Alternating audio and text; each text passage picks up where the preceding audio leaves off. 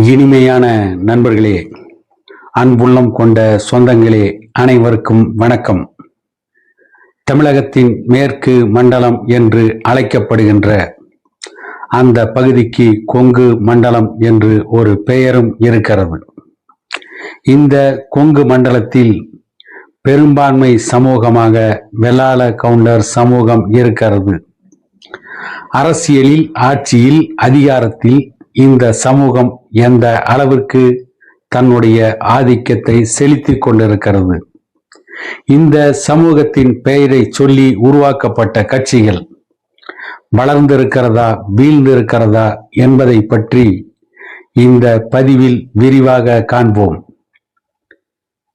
கொங்கு இளைஞர் பேரவை என்கின்ற ஒரு இயக்கத்தின் தலைவர் தனியரசு அவர்கள் திமுக, அண்ணா திமுக ஆகிய இரு கட்சிகளின் ஆட்சிகளிலும் மேற்கு மண்டலத்தில் உள்ள மாவட்டங்களில் பல்வேறு வளர்ச்சி திட்டங்கள் செயல்படுத்தப்பட்டுள்ளன என்று கூறுகிறார். வரவிருக்கும் தமிழ்நாடு சட்டப்பேரவை தேர்தலில் திமுகவுடன் கூட்டணியை உறுதி செய்துள்ள இவர் பாஜகவை கொங்கு என அழைக்கப்படும் தமிழ்நாட்டின் மேற்கு மண்டல மக்கள் தீவிரமாக ஆதரித்தும் மத்திய அரசு எந்த திட்டங்களையும் இங்கு செயல்படுத்தவில்லை, நிதியும் ஒதுக்கவில்லை. அதனால் இந்த தேர்தலில் பாரதிய ஜனதா கட்சிக்கு ஆதரவாக உள்ள அண்ணா திமுகவையும் கொங்கு மக்கள் தோற்கடிப்பார்கள் என்று அவர் சொல்லியிருக்கிறார். இதே கருத்தை திமுகவின் மற்றொரு கூட்டணி கட்சியான கொங்கு நாடு மக்கள் தேசிய கட்சியின் பொது செயலாளர் ஈஸ்வரனும் கூறியிருக்கிறார். மேற்கு மண்டலத்திலிருந்து அண்ணா திமுக, பாரதிய ஜனதா கட்சியின் தேசிய ஜனநாயக கூட்டணியில் இடம்பெற்றுள்ள கொங்கு வேளாள கவுண்டர்கள் பேரவையின் வாதம் வேறு விதமாக இருக்கிறது. தொழில் பலம் மிக்க மேற்கு மண்டலத்தில் எடப்பாடி பழனிசாமி முதல்வராக இருந்த 4.5 ஆண்டுகளிலும் நிம்மதியாக தொழில் செய்ய முடிந்தது.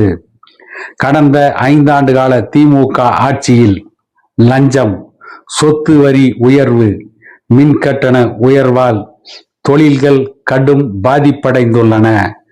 அதனால் கொங்கு சமுதாய மக்களும் மேற்கு மண்டலத்தில் உள்ள பிற சமூகத்தை சார்ந்தவர்களும் திமுகவை ஆதரிக்க தயாராக இல்லை என்கிறார் கொங்கு வேளாள கவுண்டர்கள் பேரவையின் மாநில தலைவர் SP ராஜேந்திரன். அதை போலவே தங்கள் கட்சியும் அதிமுக கூட்டணியிலேயே தொடர்வதாக கூறுகிறார் கொங்கு முன்னேற்ற கழக தலைமை கழக செயலாளர் சந்திரசேகர்.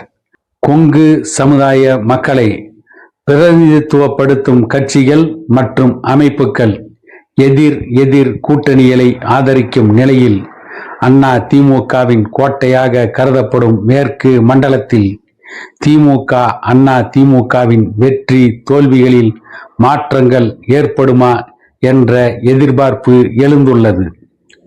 குறிப்பாக தமிழகத்தின் வட மாவட்டங்களில் பெரும்பான்மையாக இருக்கும் வன்னிய சமுதாய மக்களுக்காக மருத்துவர் ஐயா அவர்களால் துவங்கப்பட்ட வன்னியர் சங்கம் பாமக என்கின்ற அரசியல் கட்சியாக உருவெடுத்து MLA, MP, மத்திய அமைச்சர் என பலவித அரசியல் அங்கீகாரங்களை பெற்றது. அதை பின்பற்றி கொங்கு மண்டலம் எனப்படும் மேற்கு மாவட்டங்களில் பெரும்பான்மை சமுதாயமாக இருக்கின்ற கொங்கு வேளாள கவுண்டர்களுக்கான அரசியல் கட்சியாக 2009 ஆண்டில் கொங்கு நாடு முன்னேற்ற கழகம் துவக்கப்பட்டது. இதற்காக கருமத்தம்பட்டியில் 3 நாட்கள் நடந்த பிரம்மாண்ட மாநாடும் அதற்கு கூடிய கூட்டமும் தமிழகத்தையே திரும்பி பார்க்க வைத்தது. அந்த ஆண்டில் நடந்த நாடாளுமன்ற தேர்தலில் கொங்கு நாடு முன்னேற்ற கழகம் தனித்து களம் கண்டது. அதில் மேற்கு மாவட்டங்களில் உள்ள 12 தொகுதிகளில் போட்டியிட்டு 5,79,703 வாக்குகளை பெற்றது. கோவை தொகுதியில் போட்டியிட்ட ஈஸ்வரனுக்கு அதிகபட்சமாக 14% வாக்குகள் கிடைத்தன.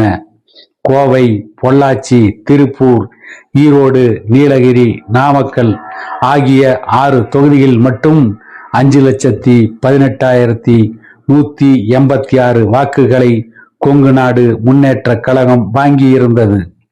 தொழில் வளர்ச்சி, வேலை வாய்ப்பு, வரி வருவாயில் அதிக பங்களிப்பு வழங்கும் மேற்கு மண்டலம், திமுக, அண்ணா திமுக ஆகிய 2 கட்சிகளின் ஆட்சிகளிலும் மத்திய மாநில அரசுகளாலும் தொடர்ந்து புறக்கணிக்கப்படுகிறது என்பதே அந்த தேர்தலில் கொங்கு நாடு முன்னேற்ற கழகத்தின் முக்கிய முழக்கமாக இருந்தது.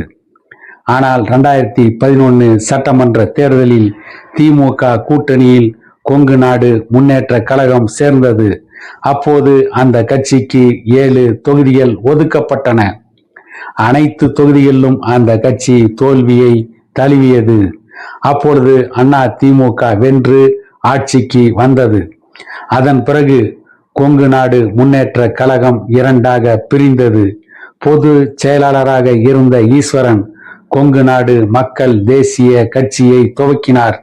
மாநில தலைவராக இருந்த பெஸ்ட் ராமசாமி வசம் கொங்கு நாடு முன்னேற்ற கழகம் இருந்தது. நிர்வாகிகள் பலரும் வெவ்வேறு கட்சிக்கு போய்விட்டார்கள்.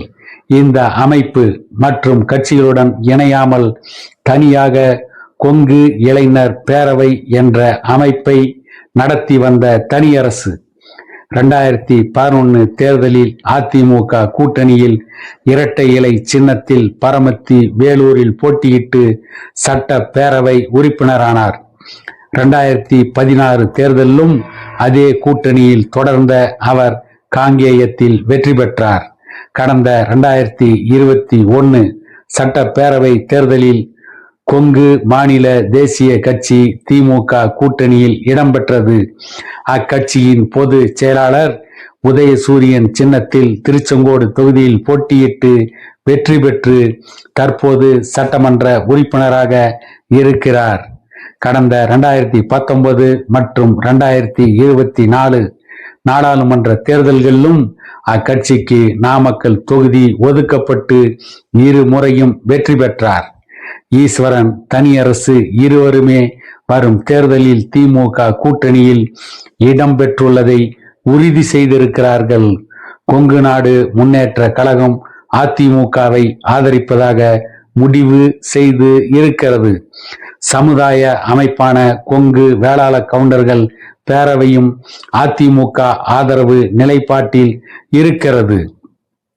இப்படி கொங்கு கட்சிகளும் அமைப்புகளும் எதிர் கூட்டணிகளில் இருப்பதால் இந்த சமுதாய மக்கள் வாக்குகள் எந்த கூட்டணிக்கு அதிகமாக கிடைக்கும், அது தேர்தலில் எந்த விதமான தாக்கத்தை ஏற்படுத்தும் என்ற கேள்விகள் எழுந்துள்ளன.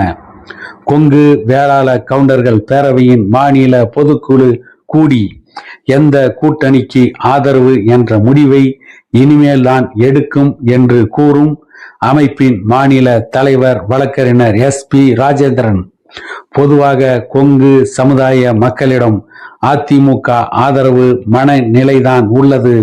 அதற்கு காரணம் அதிமுகவின் பொது செயலாளராக கொங்கு வேளாள கவுண்டர் சமுதாயத்தை சார்ந்த எடப்பாடி பழனிசாமி இருப்பது முக்கிய காரணம் என்று சொல்லப்படுகிறது. தொழில் சமூகமாக உள்ள கொங்கு சமுதாயம் கடந்த 5 ஆண்டுகால திமுக ஆட்சியில் லஞ்சம், சொத்து வரி, மின்கட்டண உயர்வு போன்ற காரணங்களால் மிக கடுமையாக பாதிக்கப்பட்டுள்ளது. இந்த தேர்தலில் எதிரொலிக்கும் என்று தனது கருத்தை கூறுகிறார்.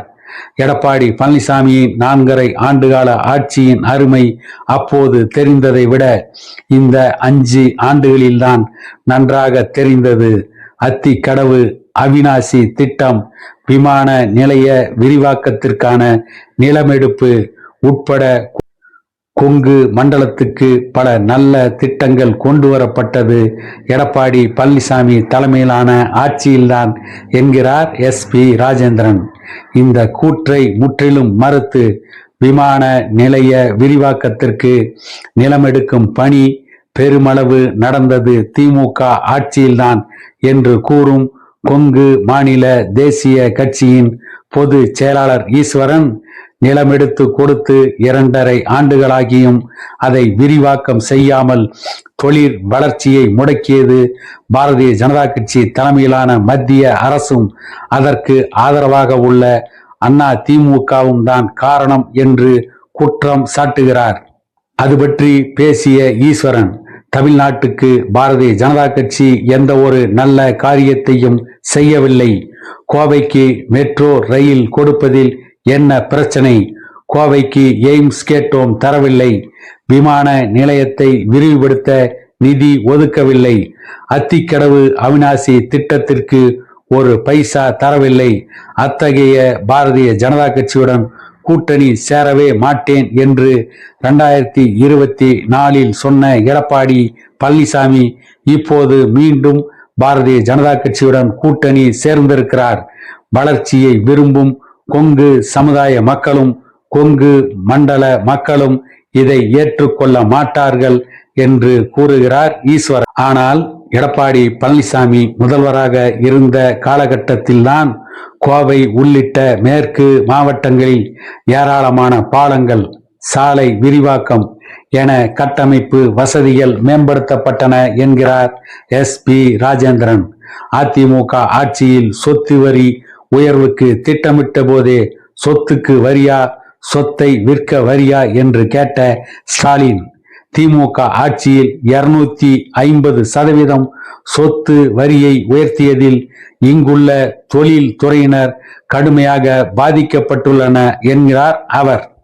1 லட்சம் கோடி கடன் வாங்கிய எடப்பாடி பழனிசாமி ஆட்சியில் கொங்கு மண்டலத்தில் ஏராளமான வளர்ச்சி திட்டங்கள் நடந்தன.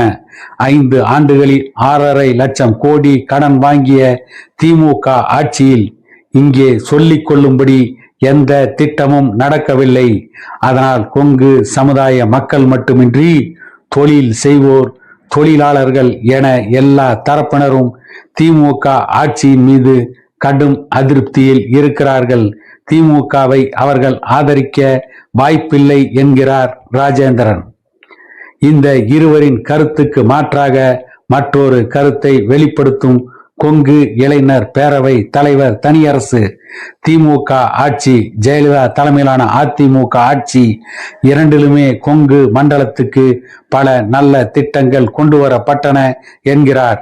ஆனால் எடப்பாடி பழனிசாமி முதல்வராக இருந்த பொழுது பாஜகவுடன் இணைந்து தொழில்களை முடக்க அதிமுக ஆட்சி துணை போனது என்கிறார் தனியரசு. கொங்கு மண்டலத்தில் சுயமாக வளர்ந்த தொழில் சாம்ராஜ்யத்தை உதய் மின் திட்டத்தில் கையெழுத்திட்டது, GST, பண மதிப்பிழப்பு நடவடிக்கைகளை ஆதரித்தது என பாரதிய ஜனதா கட்சியுடன் கைகோர்த்து கொண்டு தகர்த்தது எடப்பாடி பழனிசாமியும் தங்கமணியும் வேலுமணியும் தான். அதிமுக ஆட்சியில்தான் பனியன் தொழில் பாதிப்படைந்தது, விசைத்தறியல் முடங்கின, வாகன உதிரி பாகங்கள் தொழில் நலிவுற்றது என பெரும் பட்டியலை கூறுகிறார் தனியரசு. இவற்றையெல்லாம் சரி செய்வதற்கே திமுக 5 ஆண்டுகள் ஆகிவிட்டதாக ஈஸ்வரன், தனியரசு ஆகியோர் கருத்து தெரிவித்தனர். பாஜகவுடனும் தமிழக ஆளுநருடனும் கைகோர்த்து கொண்டு மாநில உரிமைகளை விட்டு கொடுத்ததை மாநிலத்தின் வளர்ச்சிக்கு பெரும் பங்காற்றியுள்ள கொங்கு மண்டல மக்கள் மன்னிக்க மாட்டார்கள் என்பது தனியரசும் ஈஸ்வரனும் கூறும் கருத்துக்களாகும். இதனால்தான் 2021க்கு பிறகு நடந்த தேர்தல்களில் கொங்கு மண்டலத்தில் அதிமுக பாரதிய ஜனதா கட்சி தோல்வி அடைந்ததாக சொல்கிறார்கள். ஆனால் கடந்த 25 ஆண்டுகளில் நாடாளுமன்ற தேர்தல்கள், உள்ளாட்சி தேர்தல்கள் தவிர சட்டப்பேரவை தேர்தல்கள் என பெரும்பாலான நேரங்களில் கொங்கு மண்டலத்தில், குறிப்பாக கோவை மாவட்டத்தில் திமுக தொடர் பின்னடைவை சந்தித்துள்ளது. அதிலும் 2021 சட்டமன்ற தேர்தலில் கோவையின் 10 தொகுதிகளிலும் அதிமுக கூட்டணி வென்றது. சேலம் மாவட்டத்தில் 11 தொகுதிகளில் ஒரே ஒரு தொகுதியில் மட்டுமே திமுக வென்றது. கோவை, நீலகிரி, திருப்பூர், ஈரோடு, சேலம், நாமக்கல் ஆகிய 6 மாவட்டங்களில் உள்ள 46 தொகுதிகளில் 2021 சட்டப்பேரவை தேர்தலில் 33 இடங்களை அண்ணா திமுக கூட்டணி கைப்பற்றியது. ஜெயலலிதா மறைவுக்கு பின் அந்த கட்சி சந்தித்த முதல் தேர்தலில் அதிகமான வெற்றிகளை கொங்கு மண்டலத்தில்தான் பெற்றது. ஆனால் அதற்கு பின் நடந்த உள்ளாட்சி தேர்தல், நாடாளுமன்ற தேர்தல்களில் அதிமுக கூட்டணி தோல்வியை தழுவியது. இருப்பினும் சட்டப்பேரவை தேர்தல்களை பொறுத்தவரை மேற்கு மண்டலம் அதிமுகவின் கோட்டை என்று இப்போது அதிமுகவை சார்ந்தவர்கள் கூறி வருகிறார்கள். இந்த தேர்தலும் அது தொடருமா என்று பொறுத்திருந்து பார்ப்போம். கொங்கு மண்டலத்தை பொறுத்தவரை பெரும்பான்மை சமூகமாக இருக்கின்ற வேளாள கவுண்டர் சமூகம் திமுக, அண்ணா திமுக ஏதாவது ஒரு கட்சிகளில்தான் அவர்களால் ஆதிக்கம் செலுத்த முடிந்ததே தவிர பாட்டாளி மக்கள் கட்சியை போல, வன்னியர் சங்கத்தை போல கொங்கு மக்களுக்காக, கொங்கு மண்டலத்தில் பெரும்பான்மையாக வாழ்கின்ற மக்களுக்காக உருவாக்கப்பட்ட வேளாள கவுண்டர் சமுதாயத்தின் இயக்கங்கள் பின்னடைவைத்தான் சந்தித்து இருக்கிறது என கூறிக்கொண்டு மீண்டும் இதை போன்ற ஒரு பதிவில் உங்களை சந்திக்கும் வரை உங்களிடமிருந்து விடை பெறுகிறேன்.